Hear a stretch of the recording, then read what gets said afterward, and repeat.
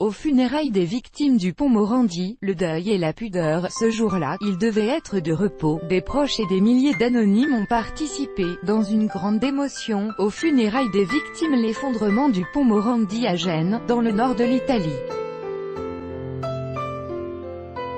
Dans l'immense pavillon Jean Nouvel du parc d'exposition de Gênes, 18 cercueils étaient alignés, recouverts d'énormes gerbes de fleurs, sur des tréteaux posés sur un énorme rectangle de tapis rouge.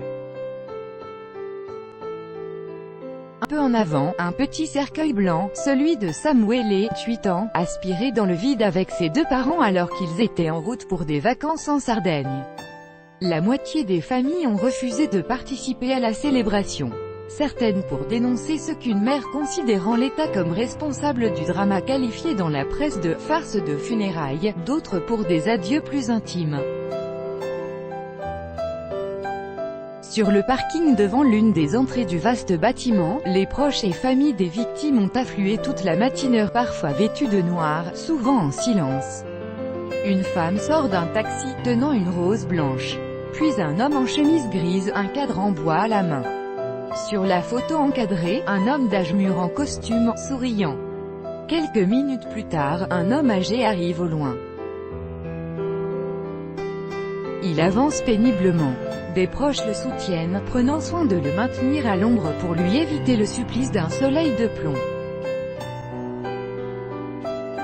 Des pompiers aux funérailles des victimes du pont effondré à Gênes, en Italie, le 18 août 2018. Copyright AFP, Andrea Leoni. Nous sommes venus pour Marius, mon cousin, confie un peu plus loin Ed Jerry. Il avait 22 ans et se trouvait sur le pont. Il se rendait au travail avec un collègue, il était jardinier. À l'intérieur du vaste hall, l'émotion croît à mesure que la foule afflue. Un millier de personnes, certaines arrivées très tôt, sont assises derrière les dépouilles.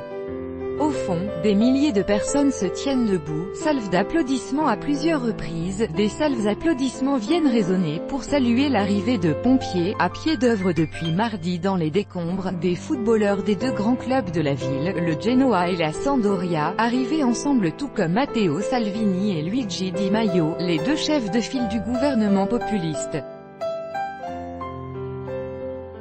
Arrivé en dernier, le président italien, Sergio Mattarella, prend le temps d'échanger quelques mots avec les proches autour des cercueils. Visiblement ému, il serre plusieurs d'entre eux dans ses bras. Peu après 11h30, 9h30 GMT, l'hommage débute. L'orgue et les chœurs se lancent et l'encens enveloppe l'espace.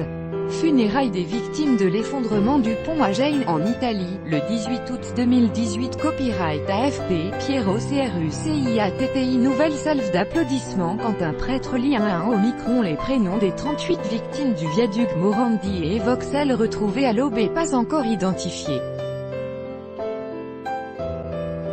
Dans la salle, les visages trahissent l'émotion.